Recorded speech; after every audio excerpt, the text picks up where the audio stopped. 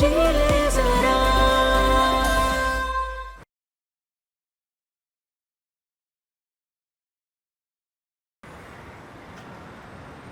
Doctor uncle, और कितना वक्त है हमारे पास? ये कैंसर बहुत ही इनिशियल स्टेज में है, जिसे हम क्रॉनिक स्टेज कहते हैं। वैसे तो ये दवाइयों से ठीक हो जाना चाहिए, और अगर दवाइयां कारगर ना भी हुई तो कीमोथेरेपी देनी पड़ेगी।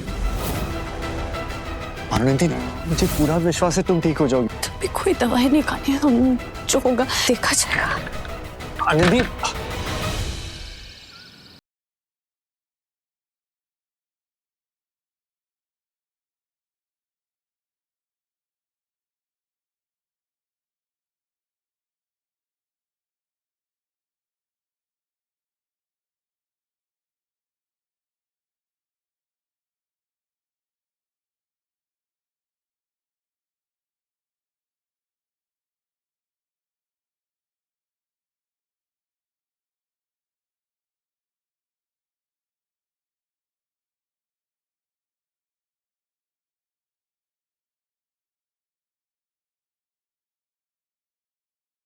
खट्टा मीठा गोला लो।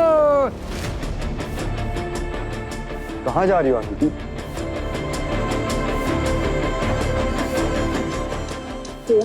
ये काला खट्टा देना। जी मैडम, बनाता हूँ। क्या कर रही हो आनंदी? तुम्हें पता है ना, ठंडा खाकर तुम्हारा गला बैठ जाता है, और डॉक्टर ने खास करके खाने पीने का ध्यान रखने का है। तुम क्यों ये सब खा रही हो? किसके लिए बचाए हम अपनी आवाज?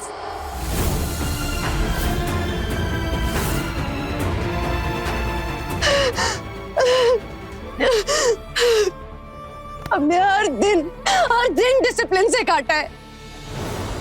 हर रोज सुबह 5 बजे उठकर रियाज करते हैं। जागते हुए भी अपनी आंखों में सिर्फ और सिर्फ एक ही सपना देखा है कि हम बहुत बड़े सिंगर बनेंगे, अपनी एक बहुत बड़ी पहचान बनाएंगे। लेकिन हम वो सपने कभी पूरे नहीं होंगे ना। जिन पापा की आंखों में हम गर्व देखना चाहते थे, उस पापा की आंखों में हर दिन खुद को पूछता हुआ देखना पड़ेगा। और जब ये सारी जिंदगी सजा जैसी होनी है, फिर हम जीकर क्या करें वैभव, क्या करें बताओ तुम।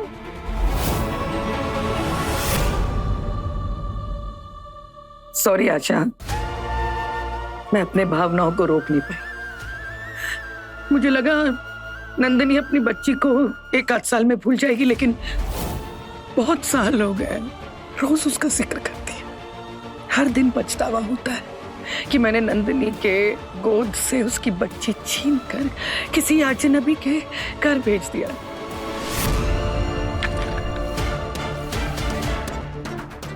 आबा जी, आप अपने आप को दोष मत दीजिए। कोई भी माँ अपनी औलाद का बुरा नहीं चाहती। उस वक्त आपने वही किया जो आपको ठीक लगा। वो एक बहुत ही अच्छे घर में है और बहुत खुश है। आशा, मुझे पता है कि तुम मुझे उसके बारे में कुछ नहीं बताओगी। एक काम करोगी मेरा, प्लीज?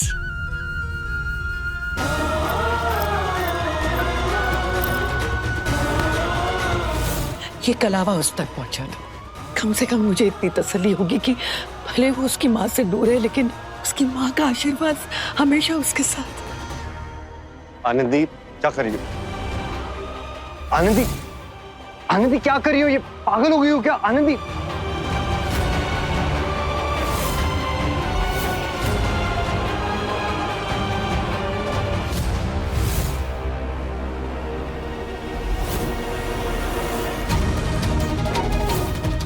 वैभव, क्या कर रहे हो तुम? सिगरेट कब से पीने लग गए? अभी से। हमने साथ में जिंदगी जीने के बारे में सोचा, पर तुम तो अपनी लाइफ खराब कर रही हो। तो एक काम करते ना, साथ में लाइफ खराब कर लेते हैं। तुम क्यों कर रहे हो ये सब?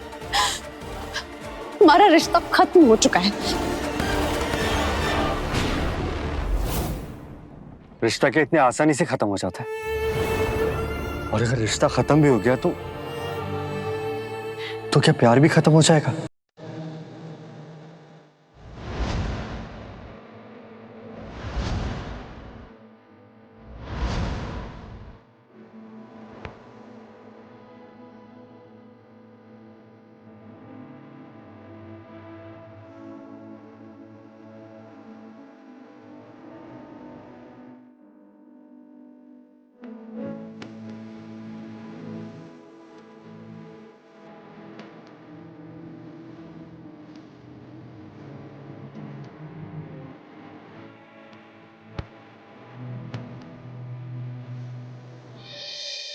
मुझसे बहुत बड़ी गलती हो गई आनंदी, और फिर मैंने गलत लोगों की बात मान ली। जब तुम्हारे एडॉप्शन के बारे में पता चला ना, तो मैं डर गया था कि अब हमारा आगे का रास्ता बहुत मुश्किल होने वाला है। और फिर मुझे गलतफहमी हो गई कि तुम्हें एडॉप्शन के बारे में पहले से पता था और तुमने जानबूझकर मुझसे छुपाया। प्लीज मेरी इस गलती को माफ कर दो यार। तुम अपने वैभव को माफ नहीं करोगी? अब माफ करके क्या फर्क पड़ता है, क्या फायदा? हम तुम्हारे साथ जिंदगी जीना चाहते थे, लेकिन अब तो हमारी जिंदगी इस धूप में पिघलती हुई बर्फ की तरह जा रही है। कहीं नहीं जाने देंगे तुम्हारी जिंदगी पे। हम साथ मिलकर ना हर सिचुएशन से लड़ लेंगे। तुम आंख बंद करके इस बात पर विश्वास करो, वैसे ही जैसे हमारे रिश्ते पर विश्वास किया है।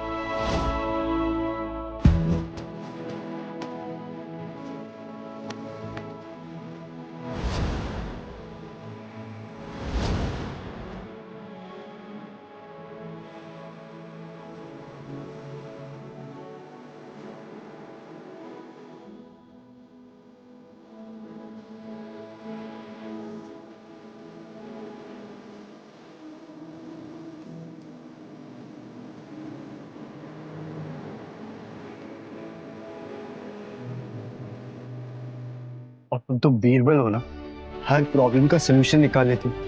मुझे पूरा विश्वास है तुम इस प्रॉब्लम का भी सलूशन निकाल ही लोगी। बाबा, हमें बहुत डर लग रहा है। हम अपने मम्मी पापा पर बोझ बन के नहीं रहना चाहते।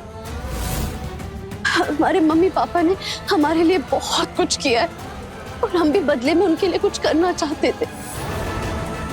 सुर संग्राम जीतकर दीपू को सिंगापुर भेजना चाहते थे। अब तो हमारे पास वक्त भी नहीं है। हमें ये भी नहीं पता है कि हम पार्टिसिपेट भी कर पाएंगे या नहीं।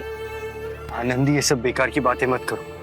तुम सुर संग्राम में पार्टिसिपेट करोगी भी और जीतोगी भी। और ये सब रोना धोना बंद करो। हम तुम्हें एक ऐसी जगह ले चलते जहां जाके तुम्हारा मूड क्यों से ठीक हो जाएगा। चलो।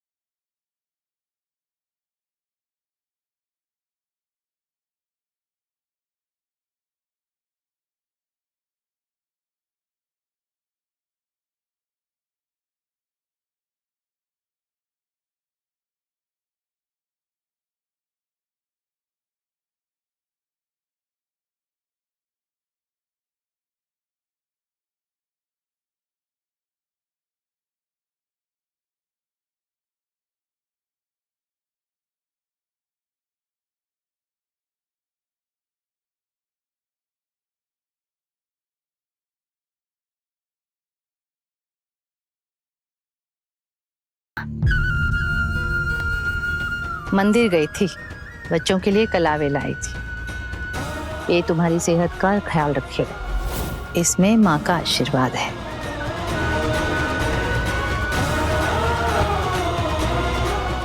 Thank you.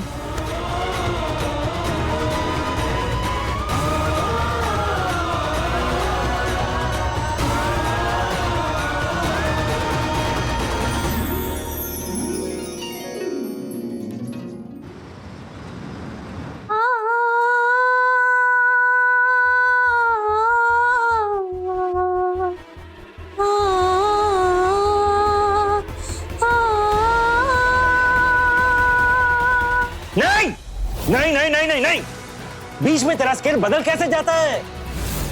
सेमीफाइनल से बाहर होना है क्या? यही बात आप प्यार से भी बोल सकते थे ना। हाँ, चल फिर से कर। अभी मेरा मूड नहीं। क्या मतलब?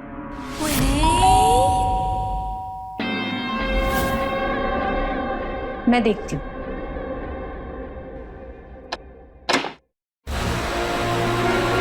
कोई आया है? आई। हाँ जी, हम घर के इवैल्यूएशन के लिए आए। तुम लोग हो कौन? हम गंगाराम ट्रस्ट से आए। आपके पिताजी सतेंद्र बिंदा जी के देहांत से पहले हमारी ट्रस्ट से बातचीत चल रही थी और उन्होंने उनके देहांत के बाद सारी प्रॉपर्टी ट्रस्ट को देने का तय किया था। ये देखिए उनके साइन किए हुए पेपर्स।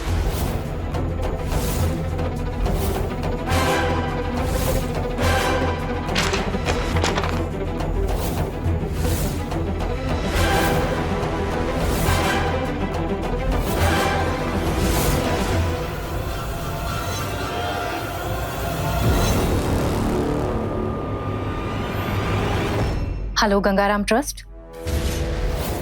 इसलिए हम इस घर का इवैल्यूएशन करने आए हैं ताकि हम इसे बेचकर इसका पैसा ट्रस्ट में डाल सकें। बेटा जीता जागता घर पे है और बुढ़ा ट्रस्ट में दे देगा। दफा हो यहां से, ये तो छित्तर पड़ेंगे। बिंद्रा जी, हमारे पास उनके साइन किए हुए पेपर्स हैं जिसपे साफ साफ लिखा है कि ये प्रॉपर्टी या तो आपकी औलाद को जाएगी या फिर ट्रस्ट को जाएगी। आनंदी, तुम्हें दवाई क्यों नहीं खानी है?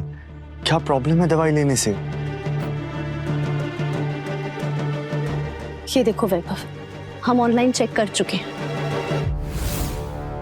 कैंसर बहुत जल्द फर्स्ट स्टेज से सेकंड स्टेज, सेकंड स्टेज से आखिरी स्टेज तक पहुंच जाता है और हम नहीं चाहते दवाइयां खा के हमारे अंदर कोई उम्मीद जाग जाए कि शायद हम जी पाएंगे।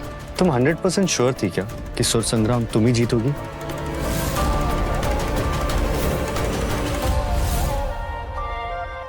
राइट। कोई भी कभी भी 100% श्योर नहीं हो सकता।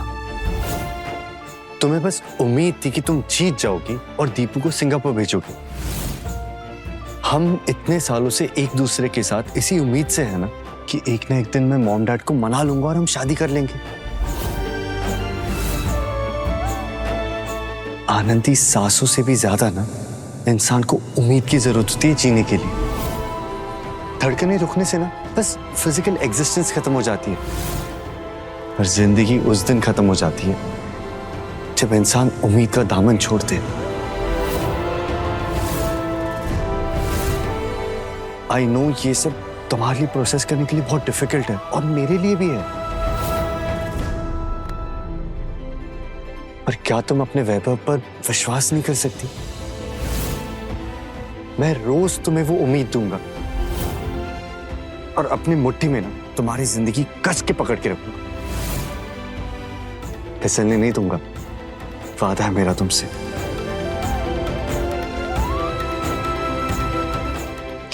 तो फिर एक और वादा कर सकते हो हमसे?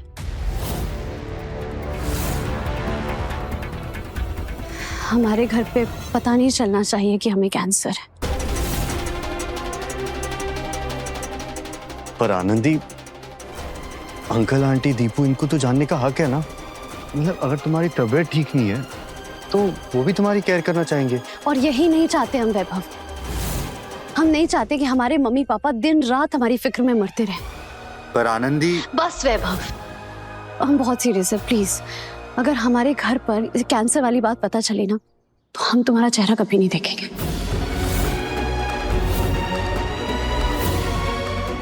लेकिन हम दवाई ले रहे, राइट? हम कल डॉक्टर सिन्हा की अपॉइंटमेंट ले लेंगे। कल क्यों? अभी जाएंगे, राइट नाउ। चलो। मेरी जिंदगी, मेरी मर्जी। नहीं करनी थी मुझे शादी, और अब मेरी निजी जिंदगी के बारे में बाहर वाले बात करेंगे। और रही बात शादी की, तो करण जी और मैं बहुत जल्द शादी करने वाले हैं। भगवान ने चाहा तो अगले साल से पहले हमारी औलाद भी हो जाएगी। तब तो इस विल के हिसाब से सब कुछ करण जी के बच्चे का होगा ना।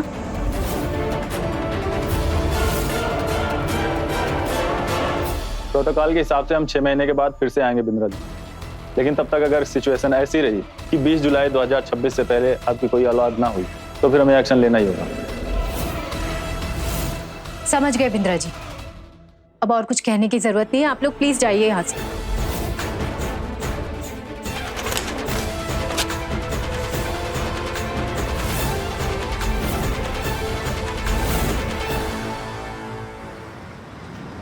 ये 3 गोली सुबह ब्रेकफास्ट के बाद और ये 2 गोली दोपहर को खाने के बाद और ये 4 गोली रात को सोने से पहले।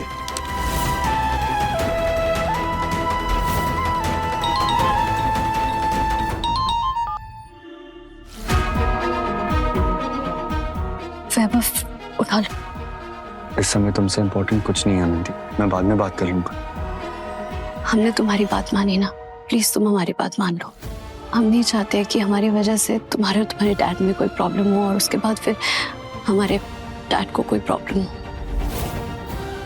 उठा लो प्लीज। ठीक है। हाँ डैड, नहीं कुछ अर्जेंट काम आ गया था इसलिए ऑफिस से बाहर आ गया। जी डॉक्टर अंकल, क्या इन मेडिसिन के कोई साइड इफेक्ट्स भी हैं? साइड इफेक्ट्स तो हैं बेटा, लेकिन फायदे ज्यादा हैं। डॉक्टर अंकल, क्या क्या इन मेडिसिन के अलावा और कोई ऑप्शन नहीं है? बेटा तुम ये दवाइयां फॉलो करो, तुम्हें आराम मिलेगा। जी।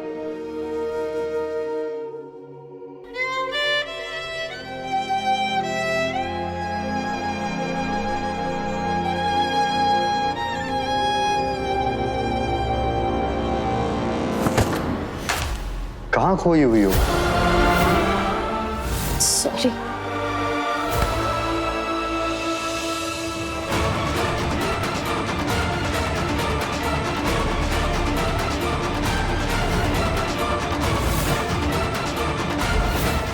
आनंदी की जिंदगी की तरह इस पे भी दरार आ गई है। दरार टेम्पररी है, पर मुस्कुराहट परमानेंट होनी चाहिए।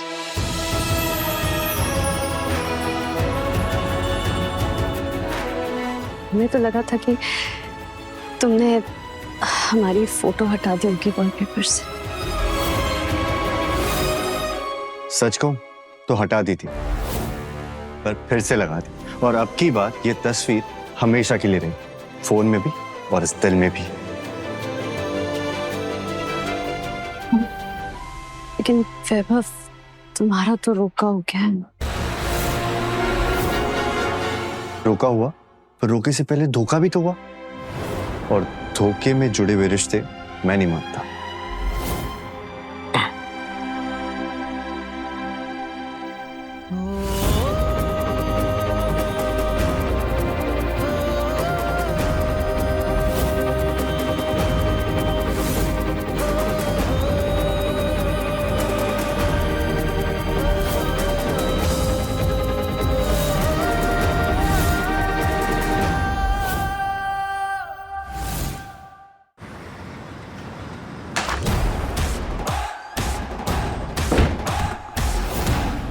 ये शेड तुम पे सूट कर रही है निशा।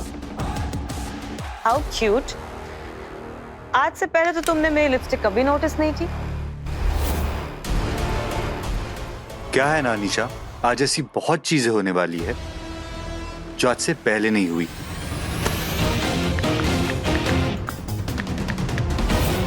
वैभव, तुम मेरे परमिशन के बिना मेरा फोन नहीं चेक कर सकते। हेलो अनु। हाय सोनम, मैं वैभव बोल रहा हूँ, अनीशा का एक्स फियोन्से।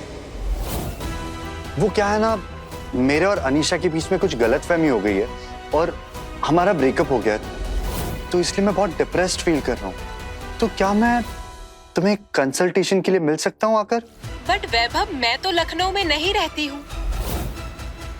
बट तुमने तो एक आनंदी नाम की लड़की की काउंसलिंग की थी ना, यही लखनऊ में, मुस्कान अनाथालय में। मैं तो किसी आनंदी को जानती ही नहीं, और मैं काउंसलिंग क्यों करूंगी? I am lawyer. ये तुमने ठीक नहीं किया वैभव। और जो तुमने किया वो ठीक था? मैंने ये सब सिर्फ इसलिए किया क्योंकि आनंदी तुम्हारे लिए सही नहीं है। वो तुम्हारे पीछे सिर्फ तुम्हारे पैसों के लिए पड़ी है।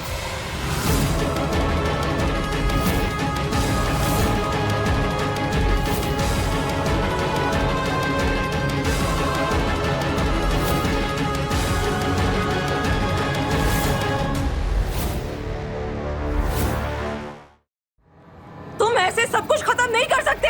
तुम्हें अंदाजा नहीं है कि मैं क्या कर सकता हूँ। वैभव छोड़ो मेरा हाथ, क्या कर रहे हो तुम? छोड़ो वैभव। देवेनक, आई एम सॉरी। कुछ लोगों की बातों में आकर मैंने आनंदी को गलत समझा। क्या आप मुझे गलती सुधारने का मौका देंगे? आनंदी को मौका नहीं मिला होगा, इसीलिए मैं आपको बता रहा हूं। मेरे और आनंदी के बीच में अब सब कुछ ठीक हो चुका है, क्योंकि मुझे सच पता चल चुका है कि आनंदी ने मुझे कभी धोखा दिया ही नहीं था। इसीलिए मैंने अपना रोका अनीशा के साथ तोड़ दिया है। बस अब आप मुझे माफ कर दीजिए।